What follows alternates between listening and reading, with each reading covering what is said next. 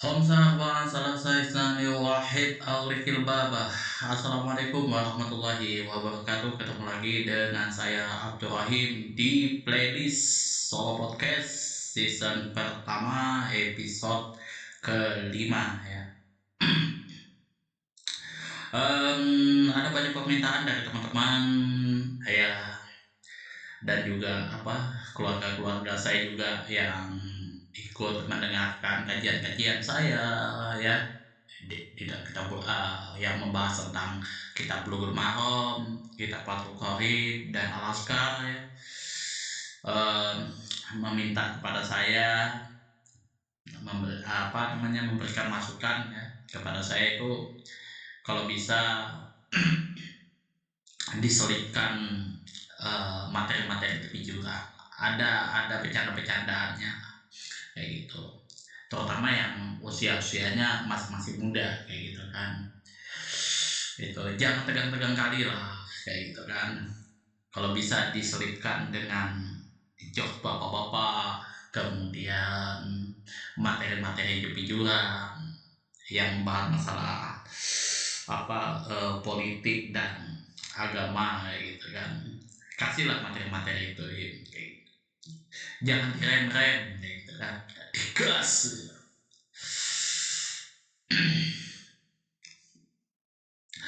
Jujur, perlu teman-teman ketahui bahwasanya saya membuat konten kajian itu kenapa sulit saya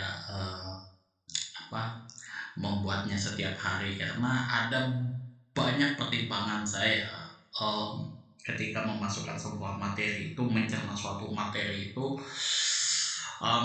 Ini nanti kedepannya seperti apa, kemudian ini nanti menyimpangnya kemana, ini bisa diplesetkan seperti apa gitu. Makanya saya itu semaksimal mungkin untuk membuat suatu konten kayak gitu kan ya, walaupun itu masih jauh lah, jauh itu kan, karena view saya juga nggak nggak seberapa lah. Rata-rata sih yang sudah dibantai, yang kebanyakan yang sudah dibantai itu yang view-nya rata-rata yang sudah trending nomor satu lah itu. Salah satunya Deddy Corbuzier kayak gitu kan. Itu. Tapi ya sedini mungkin saya sudah antisipasi kayak gitu. Saya tidak berani terlalu barbar, karena kalau misalkan nanti saya sudah, ya mudah-mudahan lah, sudah 100.000 subscriber, itu nanti bisa jadi semua apa yang saya utarakan di channel di video-video sebelumnya itu dibongkar lagi itu.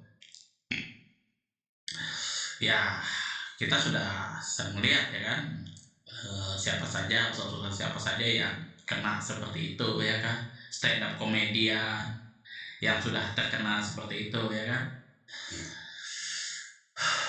Untuk yang stand up komedian yang saya berani sebut itu, salah satu contohnya uh, Boris Bokir. Kalau Ustadz Abdul Somad, video yang lama beliau diungkit kembali, dinaikkan ke permukaan, kemudian itu jadi masalah itu. Yang mana yang saya amati ya, kalau di audiennya nggak ada masalah gitu, aman-aman saja, tapi untuk yang lain yang mendengarkan di luar dari audiennya itu bisa banyak yang tersinggung gitu. Kurang apa contohnya Boris Bokir, misalkan dia orang Batak, ngejokes masalah Batak yang memang itu sudah diketahui oleh orang-orang Batak sendiri, bisa disomasi kayak gitu. uh em, Jujur sih rada-rada miris kayak gitu. Batasannya di mana kita juga nggak tahu. Materi tepi jurang ini kadang ya yang dimasukkan oleh seorang ustadz, stand up comedian, bukan ke situ arahnya, bisa jadi dibelokkan. Tapi masa sih kalau misalkan ustadz itu materinya condong ke tepi jurang kayak gitu kan. kan kebanyakan ustadz-ustadz itu pembicaraannya kan isi-isinya kan aman-aman semua. Kata siapa? Gitu. Kalau misalkan saya ya ngedalamin isi-isi ceramah dari beberapa ustadz yang ada di Indonesia khususnya, itu ngeri sekali. Gitu. Ada beberapa yang juga sebenarnya tidak selamat kalau mau dibikin seperti yang lain-lain kayak gitu. Dengan standar netizen-netizen yang ada di Indonesia. Maksudnya seperti ini. Gitu. Cuman ya mungkin karena biasanya faktor-faktor lain yang menyebabkan usaha tersebut ya masih aman-aman saja kayak gitu. Tapi ya kalau dia sudah jumlah haternya sudah banyak itu sudah otomatis itu. Contoh lah Buya Arozi itu salah satunya. Sudah dikatain sesat sudah itu. Ustaz sesat gitu. Eh, Gara-gara ada isi-isi ceramahnya yang memang tidak disepakati oleh grup-grup yang lain. Kayak contoh lagi Habib Jafar, ya kan? Karena ada jok-joknya yang mungkin tidak disepakati oleh golongan tertentu kayak gitu. Lalu digelarin Habib Syiah. Uh, Padahal sebenarnya apa yang beliau sampaikan itu sulit untuk dibantah. Cuman daripada kita repot-repot cari bantahannya, cari kitabnya, cari dalilnya apa segala macam, langsung kill di messenger, udah sesatkan aja kayak gitu, langsung labelin saja liberal, syiah, wahabi, salafi dan lain sebagainya, teroris, udah kelar, udah itu yang um, agak-agak miris sih. Ya apa ya, materi-materi tipe jurang ini sebenarnya kalau saya amati itu metode yang digunakan oleh para ustadz, para kiai untuk menegur seseorang secara halus sebenarnya. Dia pengen memperbaiki, mengajak kita untuk introspeksi, tapi dengan tidak cara yang barbar, dibikin bercandaan kayak gitu, ya kan? Masalah suku misalkan, yang mana suku ini karakteristiknya seperti ini, menyimpangnya seperti ini, sebenarnya harusnya seperti ini. Dia bikin jokes, dia bikin sesuatu yang tidak langsung menyinggung lah kayak gitu kan. Tapi itu bisa jadi masalah ke depannya. Jujur suatu Coki Pardede itu kena, Coki Pardede dan Tretan Muslim itu kena kasus penistaan agama. Dan beberapa lain lagi sudah mulai mempermasalahkan itu. Jangan bercandai masalah agama, suku dan lain sebagainya. Itu tuh saya langsung shock gitu loh. Kalau ada di beberapa ustadz yang sepakat dengan itu, untuk saat ini mungkin dia sepakat. Tapi yang saya perhitungkan ke depannya dia pasti akan kena. Dan ya sudah terbukti kayak gitu. Yang mengatakan seperti itu jangan ngepercayain masalah agama, jangan membicarakan masalah sara, ujung-ujungnya juga terkena masalah itu, gitu kan?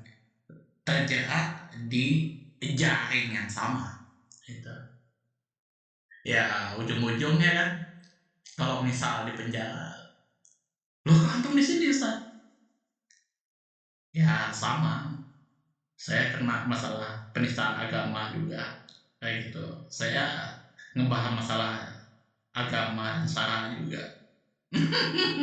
Itu kalau kalau dikumpulkan jadi satu, yang dulunya dia apa namanya, yang dia dulu memenjarakan orang tersebut, bisa jadi ya orang tersebut juga masuk di penjara dengan kasus yang sama.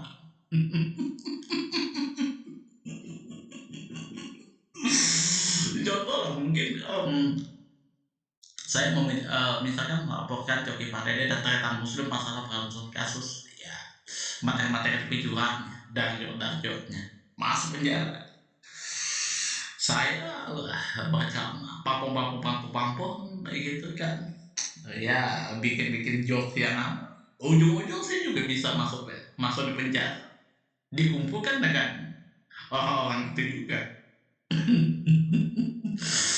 Dan lucu aja sih kalau misalkan di penjara gitu khusus untuk kasus penistaan agama dan apa segala macam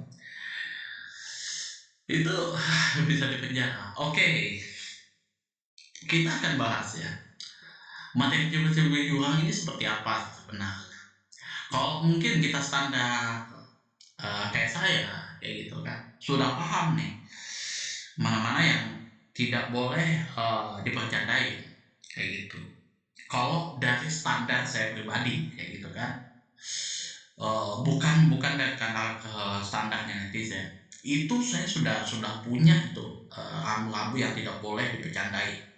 Karena tanpa dihujat netizen itu saya sudah antisipasi karena itu menyangkut masalah akidah saya, baik itu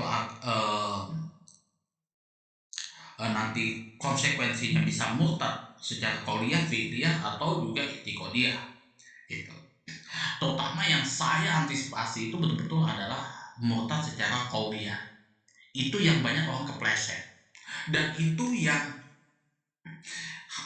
saya hindari betul. Itu standar saya. Ya, tapi ya sekuat-kuat standar saya, ya banyak teman-teman yang stand up comedian atau ustadz yang mungkin masih baru kayak gitu. Uh, Keceplosan ya berujung di penjara, ya paling dia minimal disomasi lah kayak gitu kan, ya karena ketersinggungan itu tadi kayak gitu. Ya tidak menutup kemungkinan saya yang sudah punya standar sendiri ini karena mungkin pemahaman orang dari Sabang sampai Merauke ya kan, dengan berbagai macam apa pemikiran mereka itu saya bisa jadi masuk penjara, gara-gara itu. Saya pernah sampaikan apa di opini saya sih kalau nggak salah, di my opinion gitu. Materi yang aman keluar dari tepi jurang itu nggak ada sebenarnya. Kalau kita mau mengikuti ketawanya orang kayak gitu kan. Orang bisa ngakak, bisa ketawa lepas kayak gitu ya. Tidak ada sebenarnya. Ya materi yang aman itu materi yang nggak relate sebenarnya, yang oke, materi yang sudah orang ketahui ya kan, kayak calontong itu kan materi yang sebenarnya materi-materi yang punchline-nya itu orang sudah tahu nih, oke seperti ini aja kayak gitu kan, orang ketawa lepas kayak gitu. Karakternya memang itu ya oke kayak gitu kan, yang sudah itu tuh sudah turun temurun, sudah diturunkan oleh nenek moyang kita, itu jokesnya kayak gitu kan. Tapi ya kalau misalkan yang baru-baru itu rata-rata ya bermasalah pastinya. Saya lihat kalau kayak Cak Lontong, kemudian yang kalau untuk daerah lokal Samarinda ini siapa namanya lupa saya itu, em,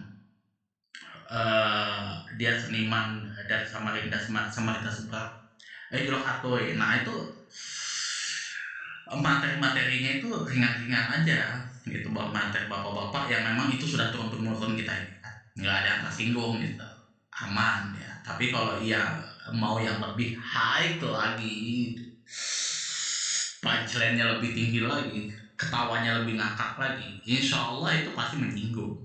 Itu itu semakin lucu suatu materi, jokes lawak, itu akan semakin menyinggung. Dan sebenarnya untuk materi tepi jurang lawakan-lawakan atau ini. Bukan cuma stand up comedian aja yang membutuhkan seperti itu, lawakan seperti itu. Para ustadz banyak menggunakan hal seperti itu. Komedi gelap itu banyak digunakan oleh para ustadz sebenarnya. Ya teman-teman pasti tahu lah itu. Tinggal di googling sendiri kok. Uang itu sudah ramai banyak dibicarakan orang dan sudah masuk, ada yang masuk uh, di persidangan juga, ada yang apa namanya, yang sudah disomasi juga kayak gitu kan. Itu. Dan kita pun juga nggak tahu irisannya di mana kayak gitu. Batasan-batasannya seperti apa kayak gitu. Tahu-tahu rame aja, heboh aja kayak gitu kan. Terus juga waktu ada beberapa orang yang mempertanyakan kayak gitu kan, batasannya di mana sih kalau untuk manajer tepi jurang kayak gitu kan. Yang penting jangan berbicara masalah isu sara lah, gitu kan. Isu sara gitu kan, agama, ras, suku antar uh, apa ras, sara itu suku, agama, ras dan antar golongan kayak gitu kan. Jangan bicara masalah itu kayak gitu. Lah terus kalau misalkan kucing gembel itu masuk di mana? Itu kan. Kemudian kalau apalagi musang itu masuk di mana? Kalau nggak salah saya Arif Berata kan kena masalah musang, masalah binatang.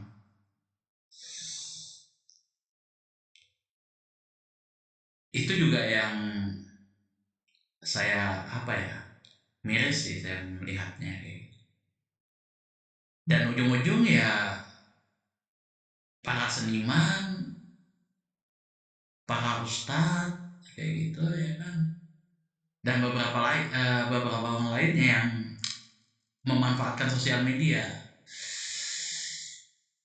Jadi susah kayaknya mengembangkan intelektualitasnya, kreativitasnya. Itu. Kita kesampingkan dulu lah masalah yang orang-orang yang apa namanya, yang pergajulan, kita kesampingkan dulu. Kita kesampingkan dulu, ya kan. Yang memang betul-betul pure kayak gitu, dia memanfaatkan kreativitasnya, kayaknya susah untuk sekarang. Kayak gitu. Banyak hal yang harus diperhatikan. Mas Sohim, jangan nyinggung masalah ini, jangan menyinggung masalah ini, jangan sini kesini kesini, bahaya, bahaya, kayak gitu kan. Hati-hati, gitu. Ya gimana kayak gitu. Em, Jujur sih, saya tidak sependapat ya dengan apa influencer TikTok itu. Ya kan bahwasanya banyak intervensi pemerintah ya kan untuk masalah-masalah tepi jurang kayak gitu kan. Ada pemerintah yang apa ya, eh overprotective dengan mereka. Kalau saya sih tidak sependapat ya. Masalah tepi jurang itu yang paling jurang banget itu di pemerintah, enggak. Saya tidak sependapat itu. Karena jujur aja, kalau materi-materi tepi jurang mengkritik tentang pemerintah aman, pasti aman. Dan orangnya pasti lebih paham, paham pasti. Tapi yang tidak aman itu fansnya, itu fansnya. Itu yang bikin kita itu deg-degan. Itu. Itu yang ngebuat kita tuh masuk dalam penjara. Ya, kalau misal ada yang arogan, pemimpin yang arogan, mungkin yang tidak mau dikritik, yang menganggap itu yang materinya terlalu menyinggung hati teman, menyinggung hatinya mungkin ya itu memang dari karakter beliau itu. Bukan, dari sisi pemerintahan yang terstruktur sistematis masif kayak di zaman Hitler, di zaman, siapa namanya, Mussolini dan beberapa, pemimpin yang diktator, enggak seperti itu. Mmm, apa ya, eee, apa, mmm, yang terjadi di teman-teman itu ya karena karakternya memang sudah seperti itu. Dia nggak bisa dibicarain, dia nggak bisa dikritik, dia orangnya sensian, itu aja. Tapi saya nggak sepakat kalau misalkan ada intervensi pemerintah terlalu protektif, over protektif, over sensitif kayak gitu. Dia nggak bisa dibercandain. Nggak, nggak. Kalau misalkan teman-teman coba lah stand up komedian kayak gitu kan, datang ke pemerintah kayak gitu, terus ya mengkritik dengan stand up komedinya kayak gitu, pasti ngakak, nggak pasti ngakak.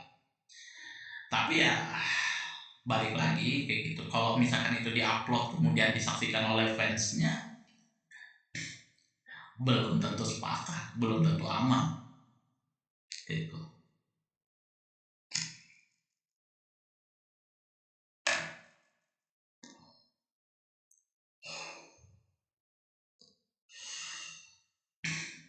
Yang lebih serem itu sebenarnya kalau menurut aku malah di organisasi masyarakat, kemudian di komunitas, itu yang lebih serem kalau menurut aku. Itu yang betul-betul curang gitu. Masuk jurang. Ambil contoh aja apa ya? K-popers gitu ya kan. Army itu. Wow, nyenggol itu. Ngeri gitu. Jujur aja saya shock juga ya di Twitter itu ancaman itu sampai bapaknya Syafa itu mau diturunkan pangkatnya gara-gara menghina artis K-pop.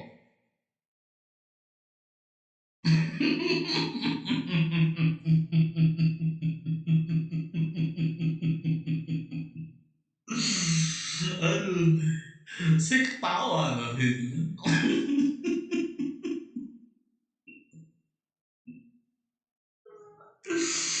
Mbak Syafa itu, aduh, legend itu.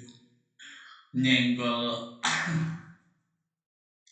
idol K-pop mereka gitu kan. Sampai mau diturunkan pangkat. Aduh.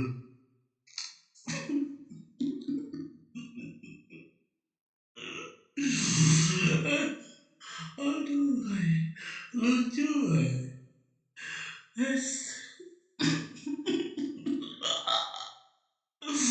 Itu gimana kalau misalkan masuk di persidangan?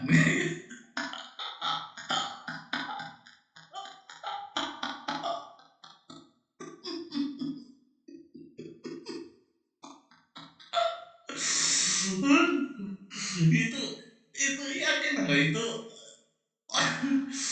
materi yang terngakak kalau menurut saya itu masuk di persidangan ini.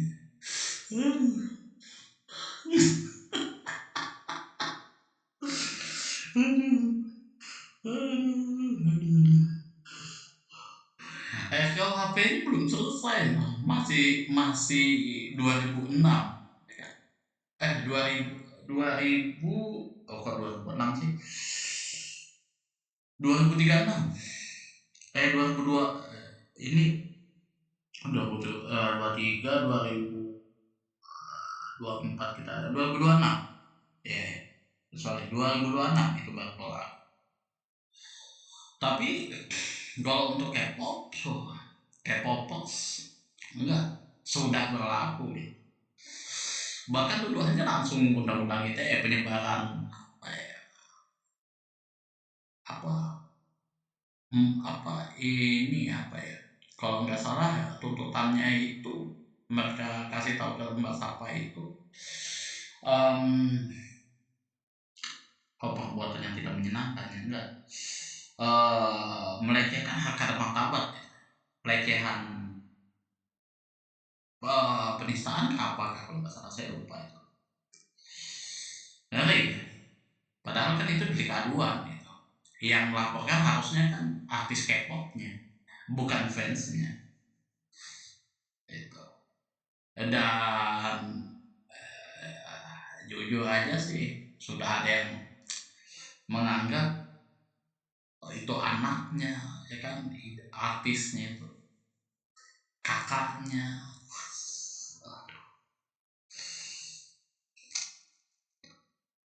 Itu yang paling menyeramkan kalau menurut saya. Itu sudah masuk jurang itu. Kalau pemerintah ya agak apa itu, polisi itu ya materi yang paling soft sih menurut aku. Ya walaupun ya itu, em, nah, kenapa banyak yang masuk penjara ya karena mereka tidak bisa memanage ya standar komedi itu seperti apa kayak gitu. Itu kalau menurut saya sih ngebecandain apa ya, kalau sudah menyangkut harkat dan martabat suatu pemerintah, ya nggak usah pemerintah, kita aja kalau sudah ngata-ngatain itu sudah yakin kalau nggak dipenjarakan itu orang, ya nggak mungkin kita bisa tidur nyenyak, pasti sudah tuh kan. Dan standar untuk keilmuan dari ya stand up comedian pasti bukan seperti itu tuh. Untuk ngerosting orang pun juga nggak seperti itu, harus janjian dulu, ini materi yang saya sampaikan ini oke nggak kira-kira untuk sampean, itu ngerosting itu.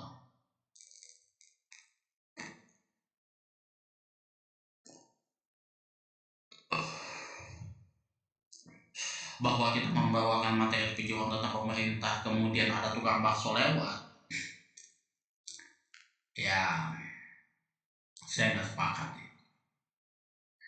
Bahwa kemudian ada polisi yang tidak terima dengan jurnalis kemudian kita tarik ke atas bahwa itu ada campur pemerintah, enggak juga, karena itu karakter dia yang sensian aja itu. Terus kemudian lalu nyeret-nyeret ke RKUHP dan lain sebagainya. Itu bukan sesuatu yang terstruktur sistematis dan masif, dan pemerintah pusat eh, menyuruh, oh itu tangkap gitu. Justru yang kita khawatirkan, kalau kalau saya itu yang mana tuh, ormas-ormas komunitas itu yang itu paling berbahaya, itu paling curang udah. Apalagi kalau misalkan di dalam materi-materi saya itu ada yang membahas masalah wanita itu, aduh, ini saya pikir-pikir betul itu ya kan, yang nggak mungkin saya duga-duga kayak misalkan LGBT, saya bikinkan materinya, bikin selucu mungkin, bisa jadi saya yang disomasi oleh kaum kaum LGBT dengan itu. Nggak lucu aja kalau misalkan sampai saya disomasi oleh komunitas LGBT, langsung rumah saya digerebek dengan para waria, sat keluar antum, hoi, uh hancur sudah harkat dan martabat saya kalau begitu caranya, ya kan, disuruh klarifikasi di belakang gue para banci waria dan bencong kayak gitu. Itu sudah saya tutup channel itu kalau sampai saya terjadi seperti itu. Aduh, aduh, itu saya tutup channel. Em, ya makanya tak materinya agak lebih dianukan kayak gitu kan supaya rame kayak gitu kan, karena terlalu ini, terlalu apa ya, kaku, terlalu ini gitu kan, terlalu tegang gitu, terus materinya terlalu berat jadi gitu kan, jadi view-nya nggak sampai kemana-mana kayak gitu kan. Ya jujur saya akui sih, materi saya itu sejuk, adem, tenang kayak gitu, kayak gitu ya, walaupun ya materinya itu berat, tapi ya dampaknya ya view saya pun juga adem, sejuk, tenang kayak gitu kan viewnya, paling 13, 14, 100 itu sudah mangga-mangganya gitu kan. 100 itu nggak tahu saya, yang untuk sekarang saya juga sudah nggak lihat-lihat apa, masih belum lah, masih belum penambahan subscribernya, masih masih apa ya, pertumbuhan subscribernya tuh kalau saya lihat, view-nya juga kalau saya lihat itu bukan bukan agama Islam kayaknya, gitu, materi-materi agama Islam kayaknya enggak deh, itu materi kepercayaan agama lain kayaknya. Bahkan kalau misalkan view saya itu, kalau misalkan saya compare dengan penganut kepercayaan Lia Edan, kayaknya masih kalah deh saya kayaknya. Masih kalah kayaknya. Itu. Itu. Kalau agama Islam kan, oh, kalau dari jumlahnya 90% orang, otomatis kan ya saya tuh pastilah kecipratan viral sekali, dua kali lah. Pasti. Kalau yang view-nya begini-begini kayaknya view-view kepercayaan agama lain, bukan view-nya agama Islam. Aduh, ya sudah. Yang penting tetap semangat aja, sabar aja, tetap istiqomah aja, kayak gitu kan. Juga ini nanti kenapa saya lambat bikin konten ya, karena jujur aja Sony Vegas Pro itu kan, saya kan biasa ngedit video kan menggunakan Sony Vegas Pro kan. Ini saya mesti harus buang karena saya sudah mulai adaptasi ya. Em, karena software editing Sony Vegas Pro ini jujur lebih ramah, lebih enak, lebih simpel, tapi setelah saya kaji-kaji lagi, em, lebih enakan Adobe Premiere Pro gitu. Saya bisa kan, kalau misalkan kita Vegas Pro, Magic Vegas Pro itu kita mau kita potong-potongnya, kita misalkan kita potong-potong nih, terus kita mau ngasih efek itu rada-rada susah kayak gitu, kita nggak bisa motong-motong sembarangan gitu. Misalkan kita mau tambah color gradingnya seperti apa, kemudian efek-efek suaranya seperti apa itu, kalau kita sudah potong-potong tuh aduh, em, kalau nggak pas itu kacau jadinya. Tapi kalau Adobe Premiere itu kita walaupun motongnya tuh apa yang nya tuh, yang nya itu kita bisa potong-potong kayak gitu. Kemudian kita potongannya yang tadi sudah kepotong itu, terus kita edit anu itu pakai adjustment layer itu bisa kayak gitu. Kalau eh, Magic Vegas Pro kita kasih efek, kemudian di efeknya itu kepotong ke video selanjutnya, nah itu susah tuh, itu susah tuh. Itu footage-nya pun juga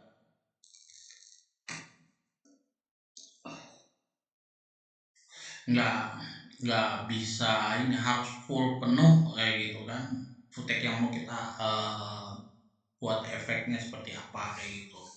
Nggak bisa video linear kayak saya misal di Magic Vegas Pro itu saya kasih efek-efek yang bermacam-macam ya, kalau misalkan sudah terpotong-potong kayak gitu nggak bisa. Tapi kalau di Adobe Premiere Pro bisa, itu kita kasih berbagai macam eh efek, baik itu efek audio atau video kayak gitu, dengan eh, video yang sudah kepotong-potong, yang sudah kepisah-pisah kayak gitu. Gitu. Itu enaknya. Jadi ya masih belajar lagi itu. Saya masih kuasain dulu. Em, tapi ya kalau kalau renderingnya jauh lebih cepat Magic Vegas Pro ketimbang Premiere Pro gitu. Kalau di Adobe Premiere Pro itu kalau mau cepat ya saya masih harus turunkan eh, ininya ke 8 VBR, minimalnya 9 Mbps, kemudian maksimalnya 10 Mbps. Saya masih harus turunkan. Tapi kalau di Magic Pegas Pro saya bisa naikkan ke 16 Mbps, itu bisa. Itu juga cepat itu.